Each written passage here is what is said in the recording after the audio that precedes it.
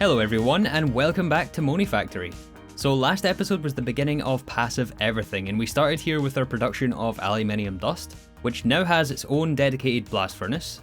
We also started a brand new machine wall here for many important resources and alloys such as energetic and vibrant alloy, steel and stainless steel, just to name a few, and some of those resources make their way into these blast furnaces here, which are now also on passive.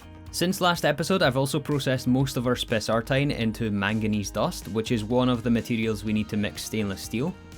So at the moment we're just over 500 stainless steel dust, and we're almost at about 140 ingots worth of stainless steel, which is excellent. I also spent some time down at DML adding some more loot fabricators. So now that we have more simulation chambers, or now that we're running more types of data models in our simulation chambers, we're producing more variety of pristine matter. So I went ahead and added more loot fabricators to produce us more resources from the pristine matter. The first one I started with was copper, which we get from spider pristine. I added silver from ghast, coal from creeper, sulfur from blaze, and then finally tin ingots from skeleton.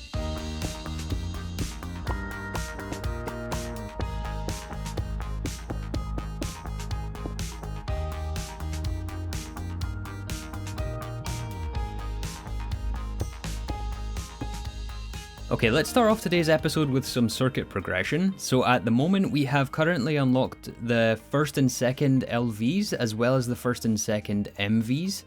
But I want to be able to make the third and final tier 1 circuits as well as the third and final tier 2s. So these are LVs, these are MVs. To make these circuits though, we're going to have to upgrade our circuit assembler, which is still LV. So to make the next tier of circuit assembler, the medium voltage circuit assembler, we need to make our first high voltage circuit. And to do that, we need a number of things. It's going to be quite the rabbit hole to jump down, but a very necessary one for progression. So the first thing we need for high voltage circuits is some good integrated circuits. These are the second tier 2s. So we should have some circuits left over. Yeah, 195, that's perfect. The second component we need is IC chips. Now we have made IC chips before for the second LV circuits. So again, we have some spare. The third component we need is RAM chips. RAM chips are made in the laser engraver with a green lens. We use the green lens in the laser engraver with our silicon wafers, which we put on passive last episode. Well, actually, there's a number of things we need to fix with that EBF, we'll do that later on today. But we get our silicon wafer, or the RAM wafer, and then we cut that down in the cutting machine and we get 32 RAM chips per recipe. So I was able to craft up 544 RAM chips here, which is perfect. The fourth component is the transistor. Transistors are made from silicon, and silicon ingots we do have on passive in our EBFs. That's something we set up last time. So we could grab the silicon and get our quest, convert those into plates, and then we also need liquid polyethylene, which we're now swimming in. So we could grab some of that inside our assembler, combine the silicon, the polyethylene, and the fine tin wire, which we're making from DML, and we get 8 transistors per recipe, so we should have a decent amount in here. Yeah, 512. Excellent. The fourth component is fine electrum wire, and electrum is one of those alloys we definitely want to have on passive, so I went ahead and added another alloy smelter on the end of our passive line, combining gold and silver ingots, both of which we make again from HNN for electrum ingots. So yeah, we've got the drawer set for 512, and we should have some electrum wire in our system here ready to go. Yeah, the final item we need for our high voltage circuits is annealed copper. I believe there is a quest for annealed copper. Oh yeah, and by the way, to get this search, thank you guys for letting me know about this. You hit Control F and you can search the quest book like you can in Better Questing. So yeah, there is a quest for this in the just before the high voltage circuit quest in the early game chapter. So annealed copper is made in an arc furnace by treating copper with oxygen. Oxygen, of course, we are making over here. We have a full drum. And copper, as you saw earlier, we're now loot fabricating, so we have a full drawer. So similar to electrum, we're going to go ahead and passive annealed copper. So we're going to make an arc furnace. That's going to go right next to our electrum alloy smelter. We'll have another laser. And this time we'll need a fluid card for the oxygen. We'll filter the oxygen gas. We also need an item card, which will add copper ingots. Very, very simple stuff. And then I guess we'll have to have another interface here since we're out of space for copper and oxygen. Remember, we request the fluids and the items in the same interface. I think there's actually expanded interfaces in this. I could be wrong about that, but for the time being, we're just going to add another interface. We'll need a second one anyway. Once again, we can request our copper ingots and oxygen gas. One more fluid card, this time for extraction. We'll set to round robin, and one more item card, and that should be... Yes, there we go, perfect. Set the drawer, and now we have annealed copper. We're going to be doing this hundreds of times, and I'm going to cut out the majority of it most of the time, because there's going to be many alloys we come across in the next couple of episodes. I can already think of a few, like red alloy, conductive iron, that is a big one actually.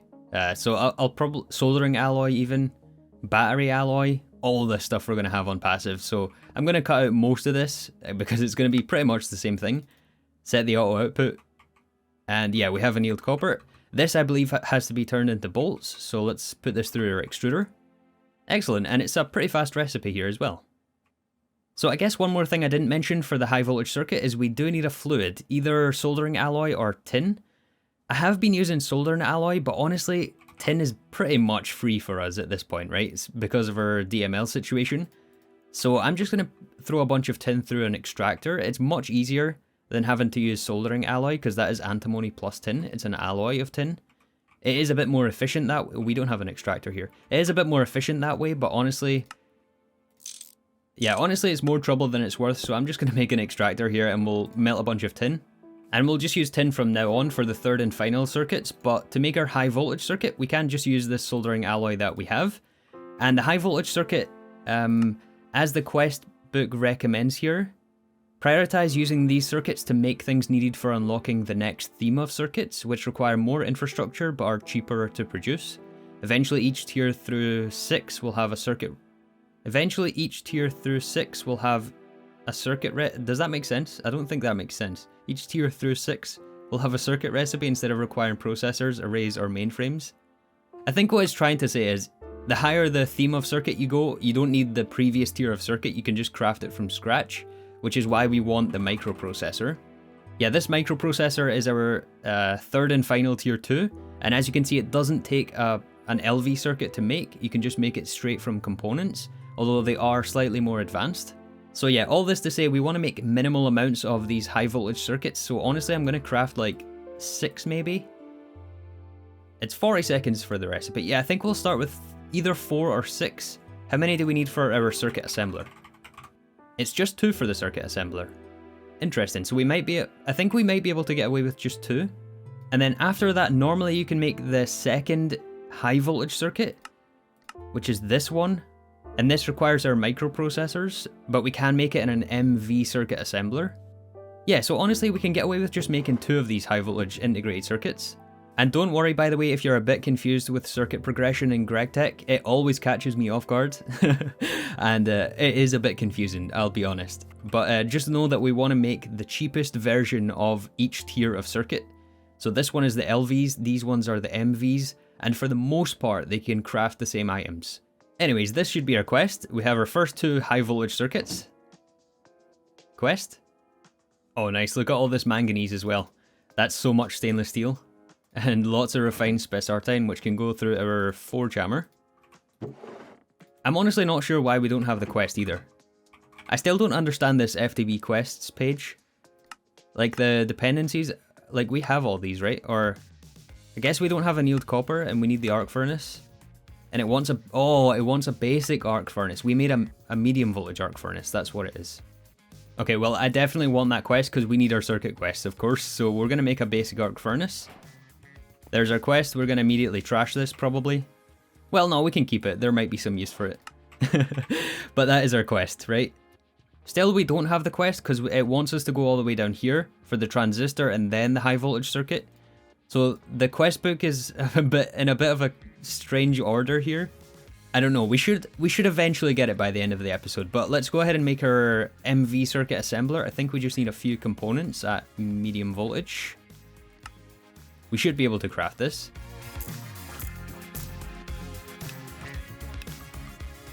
And there is our MV circuit assembler, perfect. That's going to go right next to our extractor, right here. And we can automatically output the tin to the left hand side. And now, although we don't have the quest, we have unlocked the ability to make the third and final tier 1 circuits. We want this recipe. We can't make this one because this one is EV. This one is even cheaper than this one, but we've not unlocked the ability to craft this version yet. So in this recipe, the thing we haven't made so far is the CPU chip. CPU is just going to be a different color of lens with, again, our silicon wafers, this one here.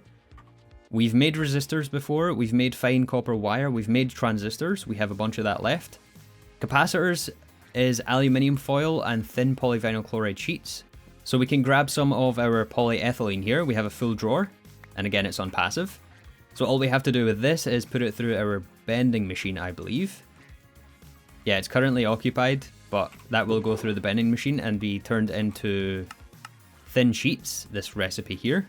And then we combine that with more liquid polyethylene and aluminium foil for capacitors. So let's get a bunch of aluminium foil going. In fact, I think we might have a bunch, but we only have 144, so let's make some more. This bending machine is going to be occupied for quite some time. And then the other thing we need for our microchips is plastic printed circuit boards, which is crafted in a chemical reactor. Copper foil is very easy, we have copper on passive. And then we also need either polyvinyl chloride sheets, polyethyl cyanacrylate sheets. Wait, did I say that right? Polyethyl cyanacrylate? Yeah, polyethyl cyanacrylate, which I don't think we can make yet. It's a material exclusive to CEU, I believe. So I've never seen this before, but I'm pretty sure we can't craft this yet. Yeah, this is LUV, okay. But as you can see here, the different plastics give you a variable amount of plastic boards. So obviously this one is the most efficient method, but we can't craft this one yet. So we'll have to use another, we can use our polyethylene sheets, but that only gives us 1. We can use polybenzimidazole, which gives us 8. And then polytetrafluoroethylene, PTFE, gives us 4. The only plastic we've made, of course, is polyethylene.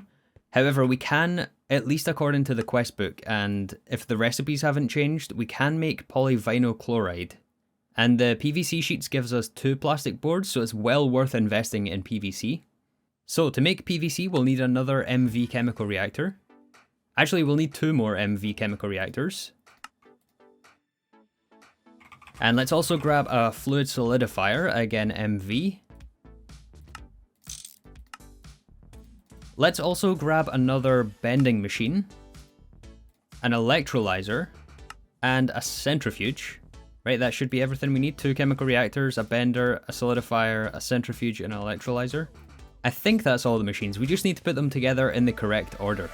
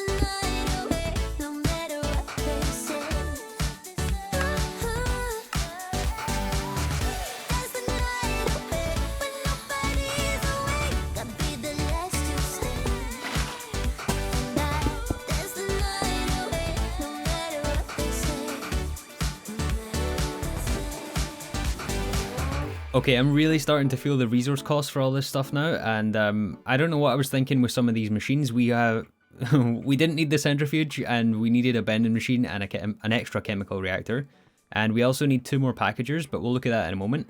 Yeah, and the resource cost for all this stuff is really starting to add up now that we're running out of our batched materials. especially the AE components. I mean, they're not super expensive, at least compared to GTNH, for example, but they do definitely add up. And yeah, I'm starting to feel it now. However, I'm playing in such a way that we should have rock solid foundations to progress from. I mean, we could like fly away with the quest book and just craft the minimum amounts to get the quests and then move on, and we could probably have unlocked HV by now. But I don't want to rock that way. I've learned my lessons from playing gregtech long enough, and so we're gonna play in such a way that we have rock solid foundations to progress from and build things in such a way that they are really robust. So like I said, we're still 1 or 2 machines away from this being complete and fully robust, but let me take you through it so far. So the first thing I added was a bending machine to convert our polyethylene plates into thin polyethylene sheets. I figured that we should just have these on passive as well, so we're just passing from the drawer into the machine into its own buffer. So basically this 2x4 is what we already had for polyethylene and the polyethylene sheets. Starting with this chemical reactor, this is brand new. We have a laser which is pulling ethylene, and the ethylene is buffered right here. We have a storage bus behind this, I believe. Yeah, we do. So we have ethylene being pulled into this machine. And this is what's going to make us our vinyl chloride, which is 1 step removed from polyvinyl chloride. So vinyl chloride is made from mixing ethylene and chlorine gas, and we get hydrochloric acid and vinyl. Oh, we get hydrochloric acid. Oh, I didn't think about that. It's fine, we have a laser on the top. Okay, we can deal with that. I completely forgot about that byproduct there. But chlorine. How are we going to get chlorine? Chlorine in most versions of gregtech is notoriously hard to come by in the early game. You normally have to rely on salt. However, in CEU, I believe it's in 1.12 CEU as well, but also in Monifactory, we can make it from gas tiers, which we're making from our DML setup. DML, oh my! We're making the pristines, and we're making gas tiers, which we're then pulling into this chemical reactor. So gas tiers plus water gives us a bucket of salt water. We get a tiny pile of potassium and a tiny pile of lithium. That's what the packagers are for. We have to handle these byproducts. However, the salt water then passes into its own drum, and then that is passed into this interface, pulled in by a pump. And the salt water, when we electrolyze, gives us sodium hydroxide, as well as a bucket of chlorine and a bucket of hydrogen. So the hydrogen is passed to this one. We're just storing it in this drum right now, and the chlorine is passed here. So we want to have a couple more storage buses, mainly for the chlorine, which is then going to be passed into this chemical reactor. I believe I already have it filtered in here. We're short a pump and a piston, and I think we're short... Yeah, we're short cupronickel. Fortunately, I did also put cupronickel on passive, so we now have another alloy smelter here, making us cupronickel from copper and nickel. Again, we make this from HNN. Let's convert a bunch of this into wire. Okay, there's another storage bus. We'll have this on extract only, partitioned for chlorine and high priority since it's the primary producer of chlorine. So that should now be pulled into this chemical reactor. I think it's circuit number 1. Should give us vinyl chloride. And we're powering all this, by the way, with a 16 amp energy converter, MV. All the machines on this line are MV. So then, normally I say build in buffers everywhere. However, for vinyl chloride and for things that only have one use, the only use for vinyl chloride is to combine with either air or oxygen, and we get polyvinyl chloride.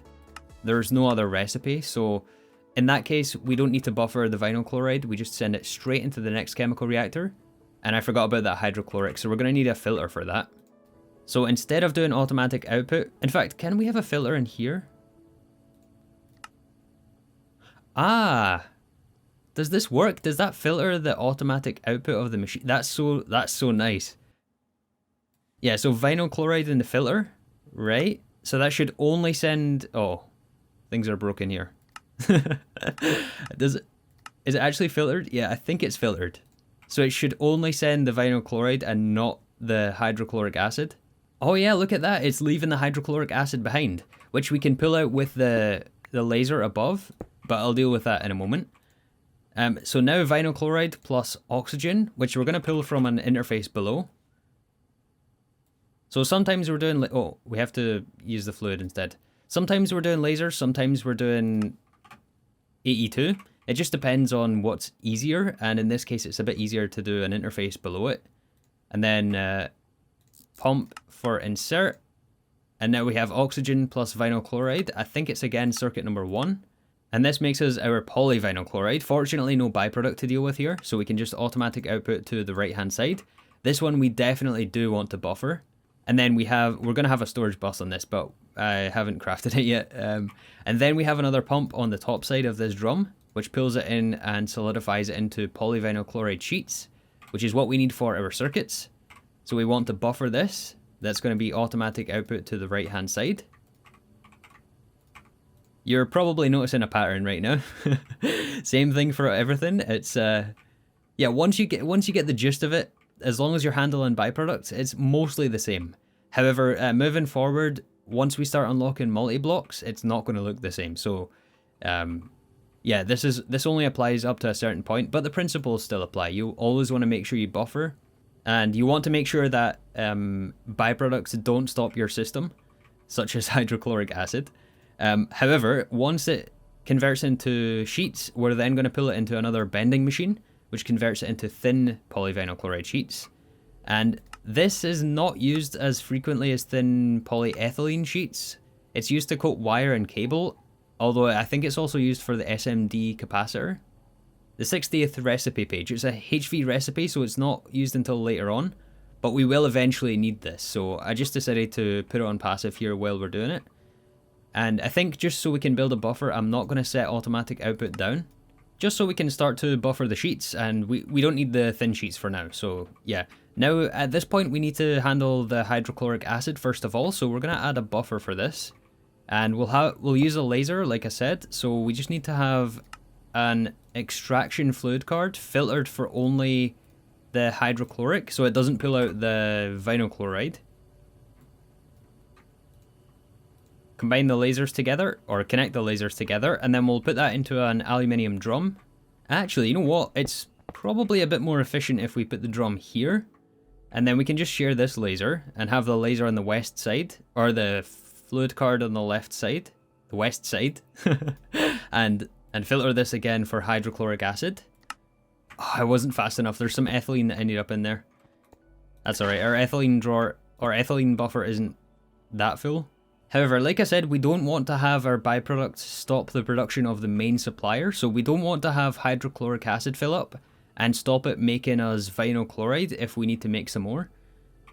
So what we're going to do is have a priority system where this one here should be high. I don't know how to do this actually. Is it here? Yes, this one here should be higher priority. So we'll set it to 10. And then on lower priority, we're going to have a trash can, probably. Let's put it here. Actually, let's set the filter first. So another fluid card, and this one will be on low priority, so minus 10. Definitely want to add a filter for this. So for hydrochloric acid. Here. It's so hard to tell if it's filtered with these white fluids, but it is, it is in there. So what should happen is it should be prioritized to be stored first because we need hydrochloric acid in various chemical reactions, but then any excess will just be voided in the trash can. And it's probably a good idea for us to upgrade some of these drums to super tanks, which I believe we can now craft. The super tanks required hermetic casings, which require polyethylene, which we now have, but that's why we didn't have them in before. Also LV circuits, which we're now out of, I believe. Yep, we're completely out of LVs, so we only have MVs left. I was going to make the packagers at LV, but since we're out of circuits, I might just make them at MV.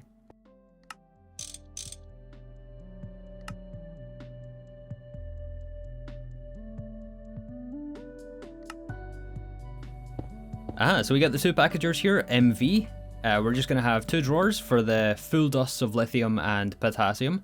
Since we don't want to store tiny piles, right? There's pretty much no use other than to convert it into the full dust. So it's 9 tiny piles for a full dust. And so it's just going to be circuit number 1. Plug them in. Mute the machines. I don't know what's causing all the noise. I think it's the cupronickel one upstairs. Yeah, the drawer's almost full by now, but I was wondering what that was. Yeah, so we're making lithium dust as a byproduct and potassium dust as a byproduct. I think potassium is also something we're making over here, right? Oh, it's not potassium, it's lithium here. And of course we do want to make sure we have void upgrades on these drawers so it doesn't stop the production of our salt water. So the final byproduct I just realized we need to deal with is hydrogen, which we make after we electrolyze. Oh, and also sodium hydroxide. Okay, the sodium hydroxide we can put a laser below, and then we can send that into a drawer. Maybe we'll put the drawer over here, and we'll move this storage bus to the right hand side, and that way we can fit a drawer here, and we can hook these lasers together, and then do insert on the right side here. Yes, so sodium hydroxide. Again, we want a void upgrade on this one, so it doesn't stop the production of our whatever it is here. Yeah, chlorine and hydrogen. And the hydrogen, again, we can put a laser on the bottom. You know what? On second thought, we're going to have a super tank here. We are out of LV circuits, so when we make our LV circuits, we'll add a super tank. And I believe super tanks have overflow void. So we can just do that and then overflow void in place for the fluid, which is pretty convenient, actually. I think I'm hoping that the super tank ones have overflow void. They should. But yeah, with that, I think we've made a system here where we're now making our chlorine, hydrogen, potassium, lithium, sodium hydroxide, polyvinyl chloride sheets, thin polyvinyl chloride sheets, although this is still turned off. I'm going to forget to turn this back on. Thin polyethylene sheets, ethylene, and polyethylene, which also needs a storage bus. Oh yeah, and I need to fix the saltwater storage bus here. Extract only, high priority. Plug it in. But yeah, with that, we should now have everything we need to make our final tier 1 circuits and final tier... Wait, we didn't check the recipe for the final tier 2s. Are we missing anything here? No, we're not missing anything. We just need to make the components themselves. As you can see here, they're almost the same recipe. It just takes a higher amount of transistors and capacitors for the MVs, and it takes copper wire instead of red alloy wire. But other than that, they pretty much share the same component list. So I'm going to spend the evening crafting as many circuits as we can manage, because remember, these are the... Until we get EV, these are the cheapest version of the LV and MV. So at this point, it's appropriate to make as many as we can, and we'll have a really good stock of circuits as we progress. Oh, you know what? Something I forgot to do. We should do it as early as possible. I'm going to craft some diamond upgrades for the drawers, and we want to upgrade our storage on some of these buffers. Things like plant balls. 1 diamond upgrade in the drawer takes us to 49,000, which is pretty insane. But we're going to upgrade plant balls, gravel, cobblestone, sand, glass dust, glass, silicon dust, silicon dioxide, why not? Biochaff, why not? Wood pulp, why not? These ones I'm going to keep. Yeah, the plastics I'll keep at 2k for now. Aluminium already has 2 on there. I guess we'll do lithium as well, silicon, sure. Sodium, clay dust, sand, and we're out of upgrades. I guess I'll make 3 more for these. But yeah, give me a few hours here to craft some circuits.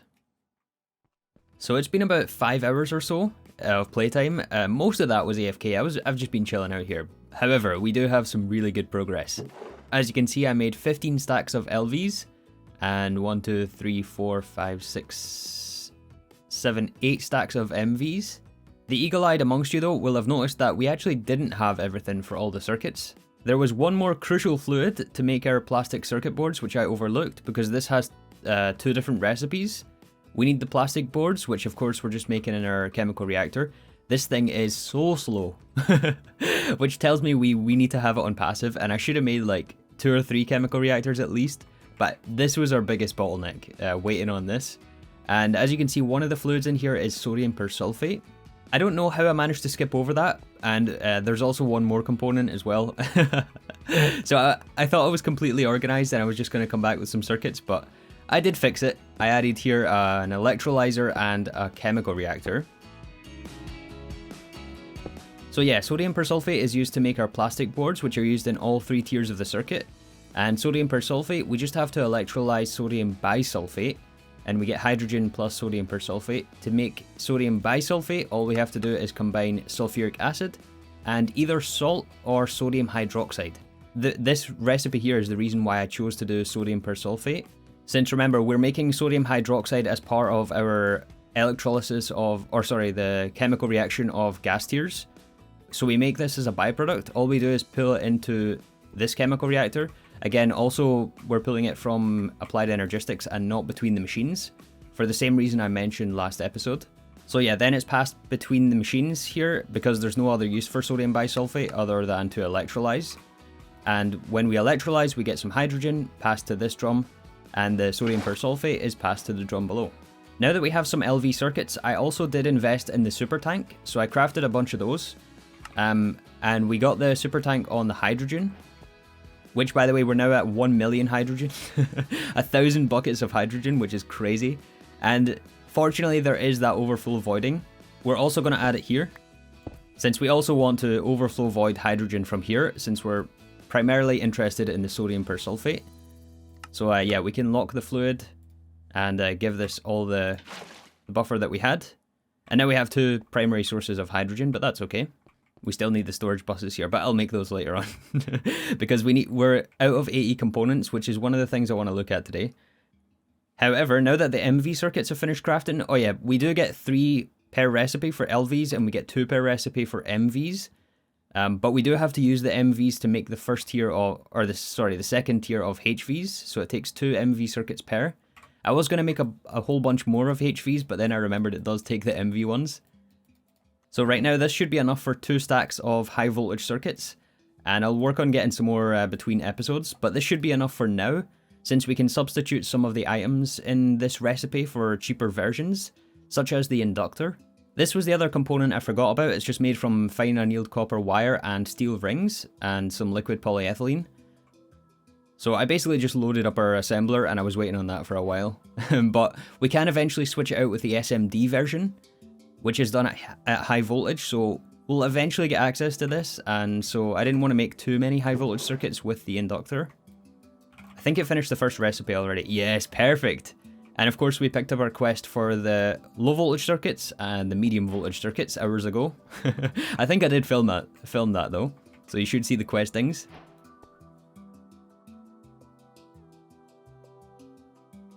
But yeah, we now have relatively cheap LV circuits, relatively cheap MV circuits, and a reasonable cost for the high voltage circuits, which we'll put to use next episode.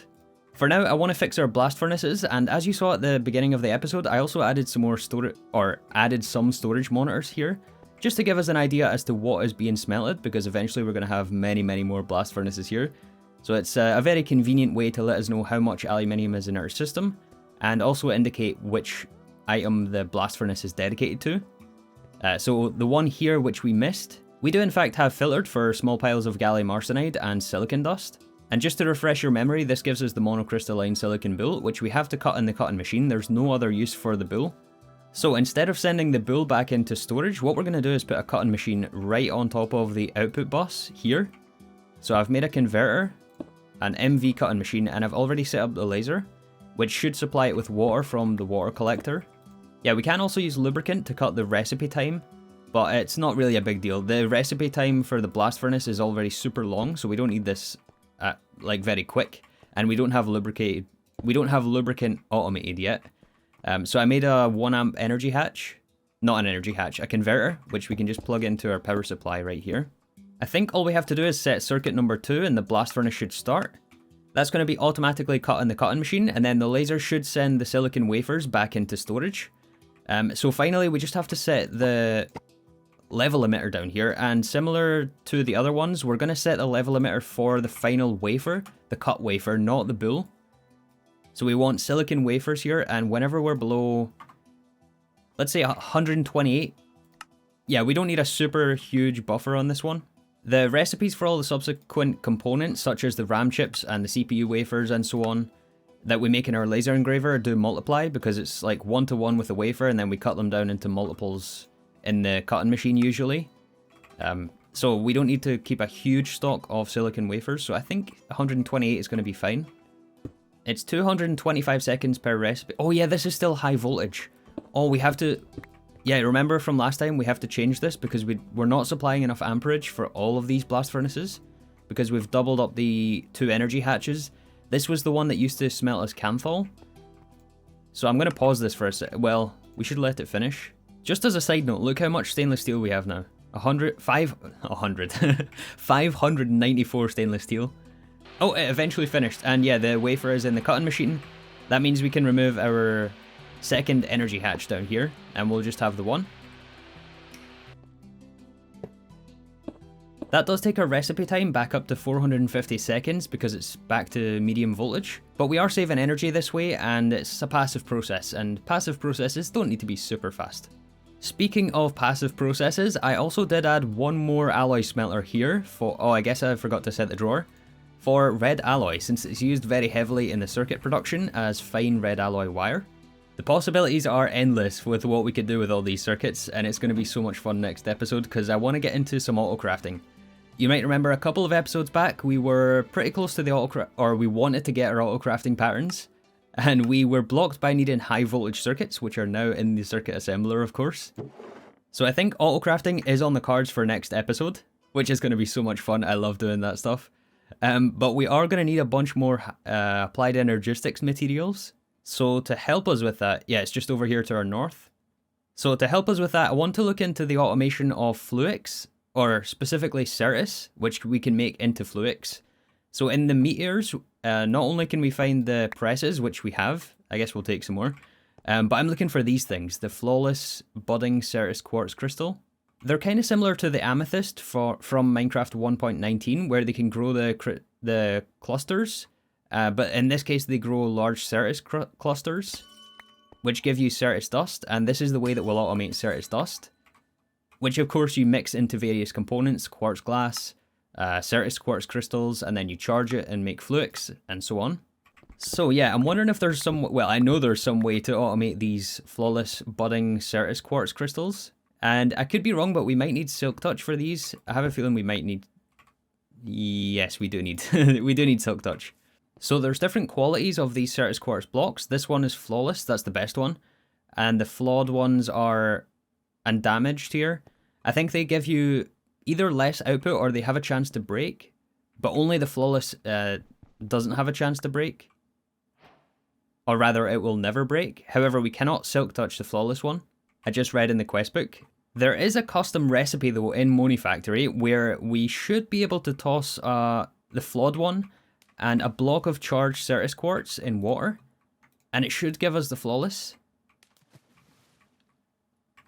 Right? Is it going to convert? Aha, perfect. And now we have a flawless one. Yeah, which according to the guide here will grow as Certus quartz clusters, and now we just need a way to automate this in world. And also figure out where we want that type of automation. I don't know. Maybe next to our phytogenic insulators. So it's going to be something similar to this, where we'll use a subnet and we'll use applied energistics annihilation planes, and then a storage bus on a storage destination, but I'm not sure how to prevent it breaking the not fully grown clusters since there's multiple stages. Yeah, like if you break the large or the medium, I think it gives you less output than the Certus quartz cluster. I'm not super familiar with this mechanic since it's not in 1.12 or 1.7. And you know the Certus seeds and the quartz seeds that you normally get in applied energistics, those are disabled here or for whatever reason not available. So we have to go through this method or use ores, which are found in the nether, which is how we have our current supply of Certus. If you guys have any tips or pointers for this automation, then let me know. I'll think about placement some more. But regardless, our circuits should be finished. Yes, we have 120, well, 2 stacks of high voltage circuits, 15 stacks of LVs, some of which I used for the super tanks, and about 8 stacks of MVs. That's 6 stacks and 20 plus the old MV circuits that we still had. Yeah, we still have about 150 of those old circuits, which are still usable. We can still use these.